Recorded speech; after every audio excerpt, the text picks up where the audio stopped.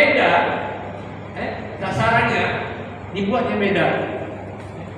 Secara solusi sasaran segmen pasar usaha BUMDes Nusantara Jaya beda. Oh, kami cuma satu, ini cocok Pak misalnya. Satu nih, yang lain ini beda, mana beda? Jadwal kalkulasinya. Oh, kami sama, 5 sama, kamuan 5 sama. Kita tenang kan? Kemudian strategi usaha. Strategi untuk mencapai tujuan dan sasaran BUMDes adalah sebagai berikut: memperbesar modal, memperluas jaringan pemasaran, memperbanyak toko atau baru mitra, mencari distributor termurah, memperkuat kemampuan SDM, menjalin kerjasama dengan pihak lain. Ini strategi desa mereka. Kalau kita punya strategi yang berbeda, buat yang berbeda, jangan dipaksa sama dengan desa Gemilang Jaya ini. Nah, ini boleh dihapus, boleh ditambah, karena makanya dibuat dalam bentuk Word sehingga mudah diedit. Kemudian nanti kita membuatnya dengan ganti. Strategi dan kebijakan usaha. Strategi untuk mencapai tujuan dan sasaran BUMDes antara lain sebagai berikut: meningkatkan SDM BUMDes, meningkatkan pengembangan unit usaha BUMDes, menjalin mitra dengan perangkat daerah dan perguruan tinggi, penguatan hubungan harmonisasi dengan perangkat desa supaya meningkatkan modal BUMDes. Dengan perguruan tinggi, perangkat daerah perlu. Misalnya dengan dinas, kalau kita usaha industri, dinas perdagangan dan industri itu dulu didekati. Jalin kemitraan. Kalau menjalin kemitraan dengan perangkat daerah, tidak perlu kita pikirkan duit. Apa perlu mereka yang bayar. Ya takut pula nanti ke apa ini dinas ini kan. Kalau ada produk yang bisa kita andalkan cepat ke dinas perintah atau operasi. Operasi juga bisa. Harmonisasi dengan perangkat desa ini perlu ya. Apa nanti kita bertolak dengan perangkat desa. Duit dari perintah desa, ulah Pak Wali ini kan, kasih itu ulah. Direktur ini. Tapi kalau dia yakin, itu bisa banyak dapat duit kita. Upaya peningkatan modal BUMDes. Ini strategi untuk mencapai tujuan dan sasaran BUMDes untuk desa Jaya Gemilang. Kalau teman-teman dari direktur BUMDes di Kelitang ini punya strategi lain, silakan dibuat. Diganti semua ini boleh. Tidak diganti sama boleh. Tinggal punya panduan lah ya, bisa banyak-banyak lagi untuk gantinya. Kebijakan untuk mencapai tujuan dan sasaran BUMDes adalah sebagai berikut. Ini kebijakannya menambah pasar di marketplace tadi yang di Facebook itu misalnya kan, atau tempat-tempat lain. Tentu kalau merambah ke pasar marketplace ini itu harus ada anak-anak muda yang latih itu. Jadi kalau saya ini umurnya 54 tahun, kan malas saya ngurus yang itu kan malas. Jadi perlu anak-anak muda yang ngurus ini. Dia bukan aku itu ada manfaatnya. Kamu perlu ketika laku kasih persen. Untung 10.000, 1.000 terlalu. Dia kalau anak muda berapa? Semangat ya menjual terus. Nanti barang kita kirim. Jangan dikasih apa-apa. Apa perlu di BUMDes ini perlu diatur tentang strategi pemasaran. Misalnya ketika produknya laku keras, jatah direktur berapa? Jatah yang jual berapa? Bisa gitu, bisa saja kalau sepakat. Nah, masuk ke BUMDes berapa? Sehingga ada yang akan diatur oleh BUMDes, ada yang diatur oleh kesepakatan. Sehingga ada semangat. Kita kerja cari duit kan? Ya. Nah, bukan cari kerjanya. Hari ini payahlah Anda cakap. Direktur BUMDes ini masih banyak yang bekerja di bidang kita ada. Semoga Allah membalas jasa. Kan banyak. Karena belum bisa digaji dengan UMR banyak. Belum UMR. Bisa. Banyak bekerja betul-betul karena pengabdian. Dan ini real. Mudah-mudahan nanti pengabdian lagi pengabdian dia, duit banyak dapat. Model-model BUMDes yang di Jawa itu lah, di Jogja juga gaji 1,5 juta itu gaji pokok, kan? Tambah pula lagi tunjangan, tambah personal mobil aja pun net. Untung saja di sini masyarakat misalnya ekonomi yang lumayan. Direktur BUMDes ini kan tidak mengandalkan BUMDes. Mana ada BUMDes untuk ngasih makan orang rumah? Pecah beliau ya. Pecah beliau. Oke, kemudian program kerja. Ini ada di dalam format itu, kemarin kita bagikan. Program kerja ini ada materi rencana kerja. Banyak yang agak kelabakan isi gimana, apa yang diisi materi ini. Sehingga saya berinisiatif membuat contoh apa program kerja. Misalnya BIMTEK aplikasi keuangan BUMDes. Anggarannya 500.000, sumber dananya dari BUMDes misalnya. Kalau sekarang sumber dananya dari APBDes. Ya kalau dari BUMDes enak. Masalahnya BUMDes belum bisa menghasilkan duitnya banyak, sehingga pelatihannya masih di APBDes. Di tempat orang yang duitnya banyak, desa minta ke BUMDes. Kami berusaha bisa nggak olah dia yang nggak bisa di BUMDes. Yang penting BUMDes dapat pula kan gitu, dapat pula pergi. Orang ke Jawa, Bandung gitu. Oke, ini contohnya laporan bulanan, laporan akhir tahun, kemudian program kerja wisata desa, air isi ulang, gas LPG, ini bisa. Udah ada yang cocok sama kami Pak? Kalau tak cocok ganti. Jadi program kerja ini, materi rencana kerja ini boleh diganti semua nih, boleh. Sesuaikan dengan rencana kerja BUMDes kita masing-masing ya. Ini kita masuk proyeksi laba rugi. Proyeksi laba rugi tahun mendatang ini dasarnya itu adalah proyeksi laba rugi tahun terakhir. Ketika bicara tahun terakhir ini adalah bicara data yang kemarin. Nah, ini data 2022, data 2022 itu bisa dilihat ini. Kemudian RKAP tahun mendatang ini adalah rencana. Rencana ini dalam pikiran kita kira-kira penjualan tahun besok itu berapa ya? Dasarnya apa? Dasarnya penjualan tahun kemarin ini. Kalau misalnya penjualan kita tahun kemarin 150 juta, tahun besok tak dapat kita 120 juta. Kenapa terlambat? Musim COVID, mungkin agak rendah, cuma 100 mungkin, buat 100. Oh ini lagi tren nih. Orang lagi tren membuat pupuk, usaha penjualan pupuk kita ini bisa tinggi nih. Kalau kemarin 1 juta, bisa 150 juta, naikkan 150 juta. Yang penting angan-angan itu ada dasarnya. Jangan buat terlalu tinggi juga. Buat 100 juta, kita buat 400 juta lah, biar semangat. Kita tahu dapatnya cuma 120 juta. Semangat boleh ya, tapi kita nanti diukur orang. Kemana rencananya? Kami apa aja Pak, semangat jaga kawan.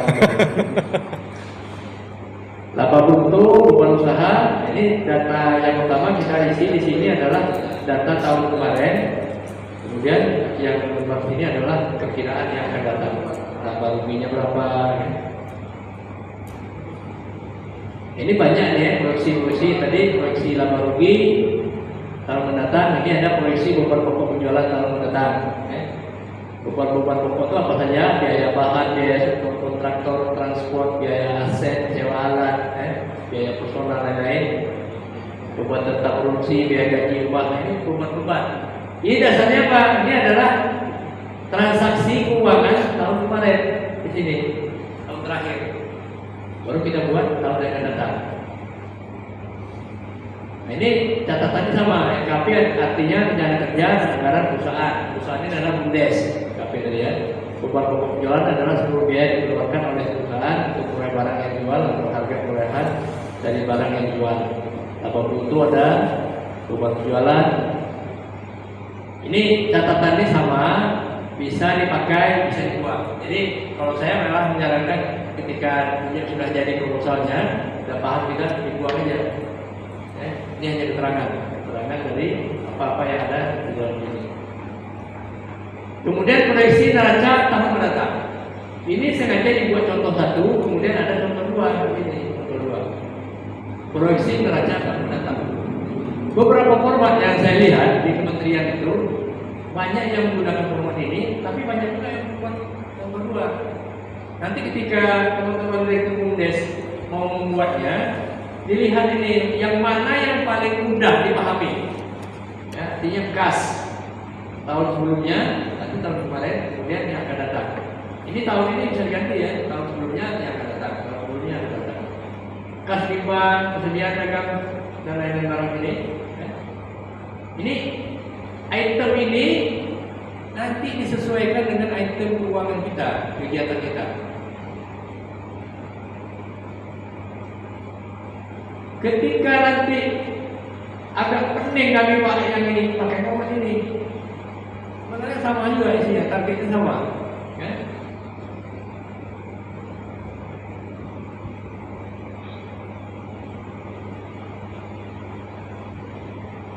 Ini kemudian proyeksi arus kas tahun mendatang. Tadi proyeksi neraca, arus kas tahun mendatang, saldo awal. Jadi arus kas itu sebenarnya kas itu bisa tiap bulan dan selama 1 tahun bisa dilihat selama 1 tahun seperti apa. Terakhir ini data yang akan datang rencana kita. Makanya tadi ketika kita bicara rencana ini buat saja kira-kira yang mendekati tahun yang kemarin. Jangan di karang terlalu tinggi, jangan juga di karang terlalu rendah. Kecuali sudah dianalisa sesuai dengan kondisi aslinya. Ini biaya-biaya. Kemudian proyeksi investasi dan sumber pembiayaan tahun mendatang. Rencana investasi tahun 2023 konsolidasian, artinya gabungan ini ya. Investasi aja. Ini investasi yang akan datang itu apa? Ini investasi yang lalu seperti apa? Coba saja. Kemarin ada di kendaraan kantor. Oh tak ada, tahun ini investasi kami ada kosong. Misalnya kosong. Ada, kita cuma ada bikin gedung atau gudang atau beli mesin. Satu aja buat jenis. Yang lain ini kosong aja. Proyeksi sumber dan penggunaan dana tahun 2023 konsolidasi. Ini gabungan ya, gabungan. Saya terwujud. Berarti sumber apa ini adalah gabungan. Juga berdasarkan yang pertama berdasarkan data sebelumnya dan perkiraan tahun yang akan datang. Kemudian ada proyeksi tingkat kesehatan perusahaan tahun mendatang. Ini tentang kesehatan ini membuatnya agak payah sedikit. Ya. Ini saya buat keterangan di sini tentang catatan pengertian RUE, TMS ini ada di bawah sini. RUE, potensi kesehatan investasi.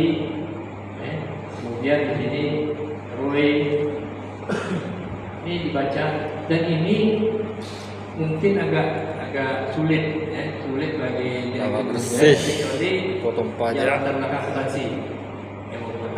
Ketika payah tadi isi dulu tak apa-apa. Ketika payah kosongkan aja format itu. Payah nilainya. Yang ini RUE jadi itu. Ini ada saya apakan saya bagi silakan tuh bahan bacaan. Bahan bacaan teman-teman baik itu nanti. Ini ada bahasa Inggrisnya, ada bahasa Indonesianya. Nanti jangan tengok bahasa Inggrisnya aja, pening belum terjemahan. Minggu belum terjemahan ini kan? Pening malu kan?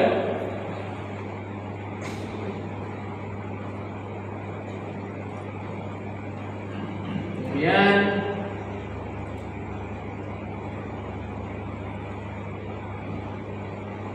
yang ini saya sampaikan kepada kawan-kawan semua.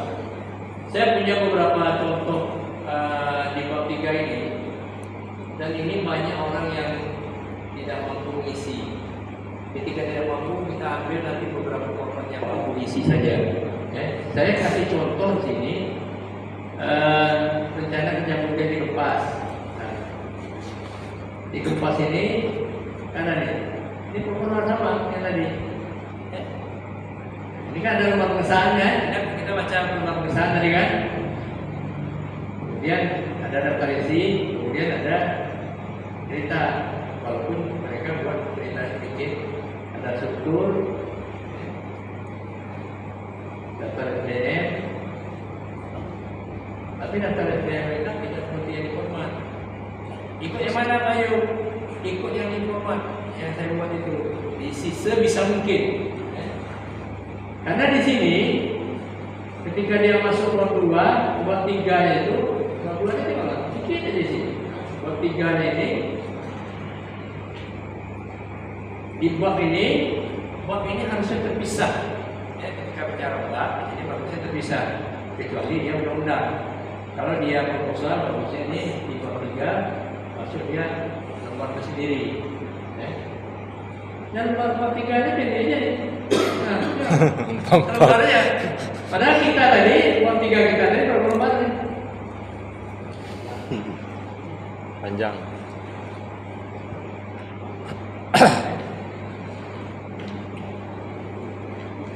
Ya. Karena yang ini dia tak kosong semua, tak diisi dia. Tapi diterima ketika mereka mendaftar di kementerian kemarin, diterima. Nanti kalau teman-teman direktur buat diterima, yang pendek-pendek ukur aja. Tapi kok tak terima jangan marah. Kadang ada orang yang memeriksa itu dia rajin, ada juga yang marah. Asal ada ya lah masuk. Nah, pas yang rajin itu tengok ini tak ada, tak buka, tutup no.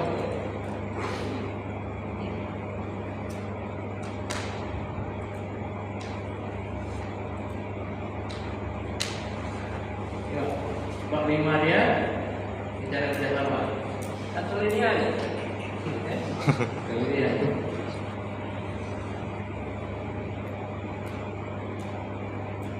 Kalau 6 berubah. Jadi kemudian ada contoh lain, Situbondo misalnya. Situbondo ini malah kosongnya formatnya. Ini kenapa saya ingin tampilkan karena memperlihatkan ada modifikasi halaman-halaman dia saja, kan? Kan bagus kan, ini kan? Cantik. Nah, jadi kita kalau bisa lebih bagus lagi. Orang kan punya keistimewaan masing-masing, ya kan? Ya, pakai kata-kata boleh tak boleh, pakai penjual boleh tak boleh, daftar isinya.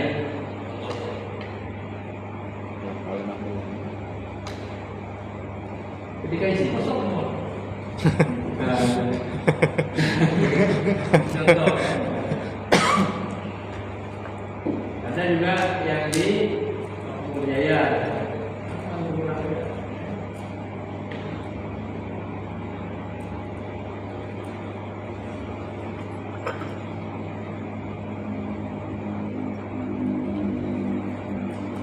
Tiganya dia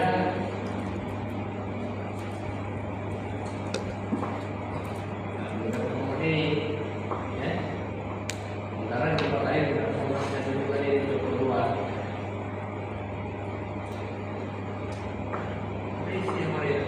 Karena memang sulit dibuat analisa. Oke, kita masuk ke kita lagi. Kita mulai masuk ke bab 4, indikator kinerja kunci pelaksanaan operasional.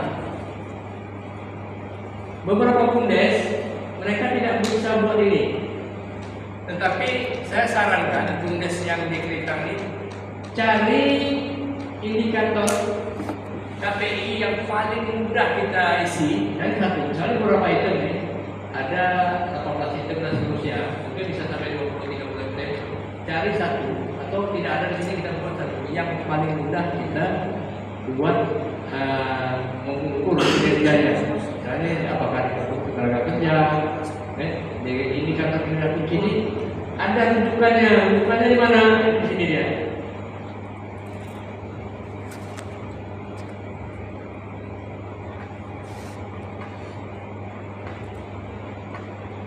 Ini buku Key Performa Indicator, ini bisa dibaca.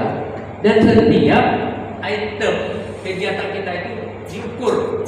Misalnya untuk mengukur produksi, bagaimana cara Key Performa Indicator mengukur produksi? Ada semua bukunya. Aspek produksi, bagaimana cara mengukurnya? Aspek manufacturing praktis, aspek pengendalian mutu, aspek branding, labeling, packaging kan. Branding kan diukur aspek manajemen keuangan, aspek pemodalan, literasi keuangan,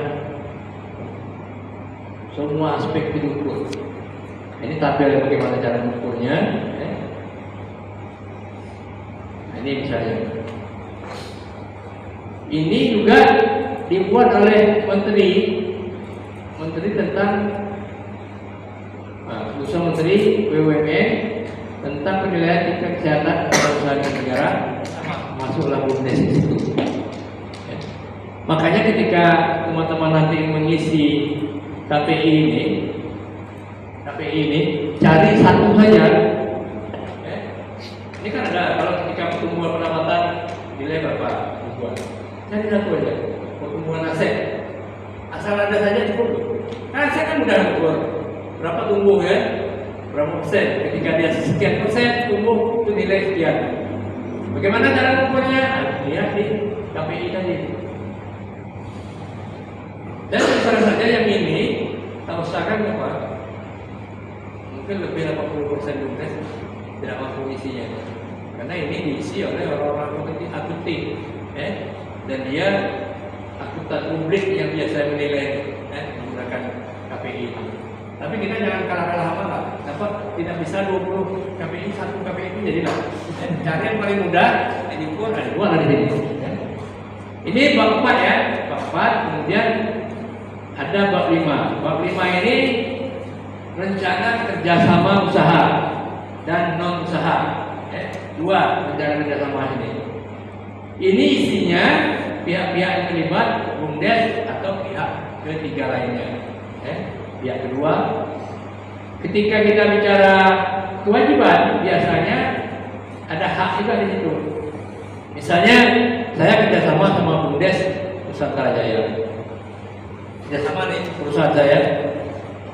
Ketika dalam perjanjian itu saya bicara hak saya, biasanya menjadi kewajiban dari Nusantara Jaya, ya kan? Biasanya begitu. Ketika Nusantara Jaya bicara hak dia, biasanya jadi kewajiban saya. Nah, makanya di sini kewajiban BUMDes apa? Kewajiban ya ketiga, kedua apa? Hak BUMDes apa? Hak mereka apa? Jika jelas. Sumber daya dikerjasamakan apa? Apakah sumber daya misalnya kerjasama dengan pemerintah desa atau kas desa?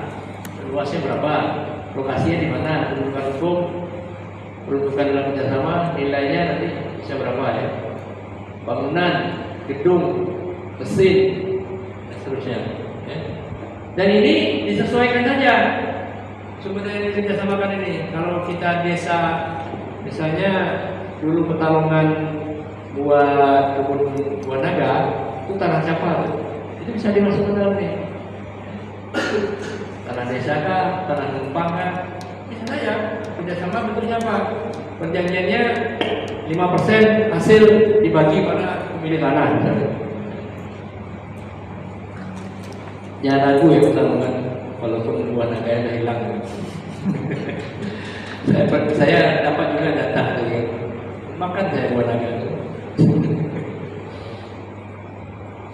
Oke.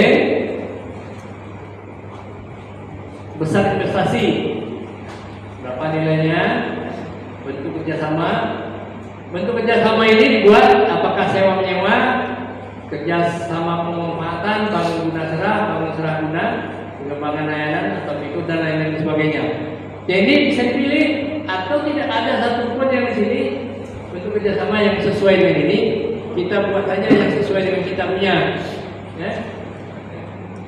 Di sini catatan ada tentang pengertian bangun guna serah atau bangun serah guna, tapi ini hanya catatan, silakan dihapus saja jika ini sudah dibuat. Yang kelima, proyeksi keuangan dan pembagian hasil usaha. Catatan sini kerja sama usaha baik yang dilakukan berdasarkan prinsip patungan usaha dan prinsip perusahaan merupakan praktik bisnis yang dilakukan dengan prinsip saling menguntungkan. Mutual benefit, saling menguntungkan tunjuk dari pembagian hasil antara pihak. Jadi ini catatan ini adalah untuk menjelaskan proyeksi keuangan dan pembagian hasil usaha. Bagaimana pembagiannya? Apakah kita menggunakan ini, keterangan ini dimasukkan dalam bab ini oleh Direktur BUMDes? Silakan. Kalau saya nyarakan, kalau saya masukkan sedikit, masukkan saja apa yang diproyeksikan, proyeksi keuangannya. Tapi di sini kan apa artinya? Artinya saya ingin menjelaskan pengertian dari proyeksi keuangan.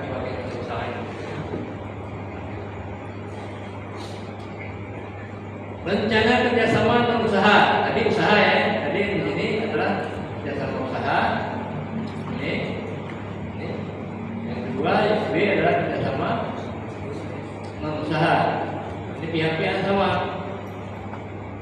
Biasanya yang ini dia lebih banyak kepada bentuknya ini adalah aspek teknologi, pengetahuan, budaya, peningkatan sumber daya manusia untuk kerjasama lain. Biasanya yang non usaha ini ketika teman-teman nanti buka kerjasama dengan Disperinda, minta mereka melatih, tanpa biaya Pak, belum kami tidak ada, bisa saja kerjasama dulu. Ini salah satu kerjasama yang non usaha. Oke, selesai. Nah, masuk bab terakhir. Selesai, ada bab terakhir. Oke lagi. Rencana kegiatan dan rencana kegiatan dan kebutuhan. Ini adalah menggambarkan kegiatan kita, rencana kita, secara umum, sehingga dia menjadi suatu kesimpulan dari seluruh, mulai dari awal tadi. Di sini kesimpulannya. Yang pertama, usaha barang jasa yang akan dikembangkan, menerangkan produk yang tidak dikembangkan secara terperinci. Misalnya kegiatan apa? Apakah kegiatannya ini 1, 2, 3 dan seterusnya, atau cuma 1? Dibuat di sini yang akan dikembangkan. Jadi mudah akan mengembangkan apa? Berdasarkan apa yang kita buat sebelumnya di sini.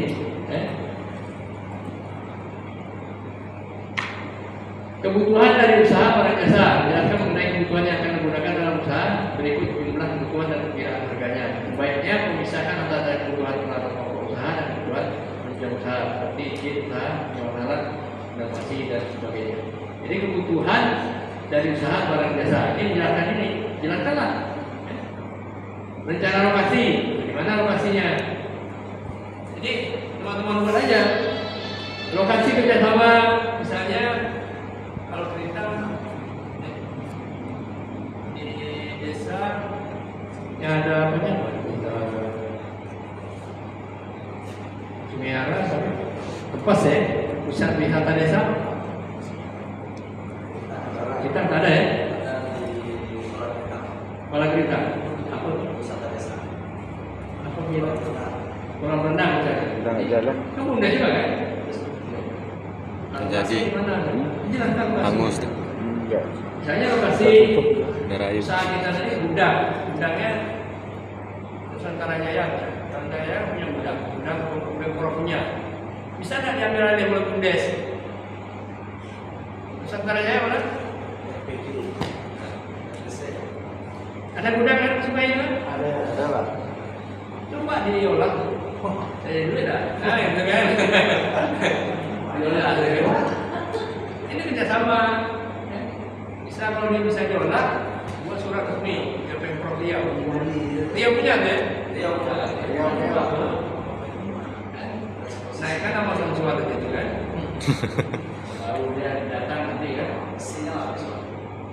Analisa persaingan usaha, persaingan bagaimana cara mengatasinya, strategi pemasaran, masalah tempat, harga, produk, promosi. Ini dijelaskan bagaimana kita tempat jualan kita itu di mana, harganya di mana, jelaskan. Pikiran modal, pikiran perhitungan keuntungan, HPP-nya, harga jual, pikiran laba motor, pikiran laba bersih. Kalau harga jual, bagaimana cara hitungnya? Harga pokok penjual ketika kita bicara produksi kacamata ini, fungsi semua. Pak, jadi kacamata ini nilai harganya 30.000, ya kan? Pak jadi dong, HPP-nya 30.000. Sekarang kita mau jual, harga berapa? 31.000 kan? 30.500 kan? Atau 70.000 atau 300.000? Nah, itu seni insting direktur, insting orang dagang, orang menggaleh. Dagang ada kan? Barang sama, dia bisa jual harga 10 kali lipat. Sementara ini naikkan harga dikit Pak ya. Contoh saja jual durian aja lah. Yang pandai, lama kok. Pokoknya durian cantik semua ya. Walaupun sampai di rumah mentah, jual di harga 50.000. Sementara yang satu lagi dia cuma bisa jual harga 5.000. Kenapa? Bisa meyakinkan. Kalau produk kacamata tadi sampai ujung saingan tak ada nih, naiklah harga 30.000 kita jual 40.000. Saingan banyak, barang kebutuhan baris besar macam minum air nih. Kalau dijual harga 3.000, mungkin orang nggak mau beli. Kita jual aja lah 1.750, untung 250. Ini insting ya. Nah, insting itu mainnya lain tuh, insting dagang. Oke, Pak, pikiran-pikiran laba kotor, laba bersih, sehingga tahu dia, orang luar itu tahu bahwa ini akan dapat laba sekian. Laba itu akan digunakan untuk apa? Kemudian perkiraan return of investment, kesimpulan tentang usaha. Selesai.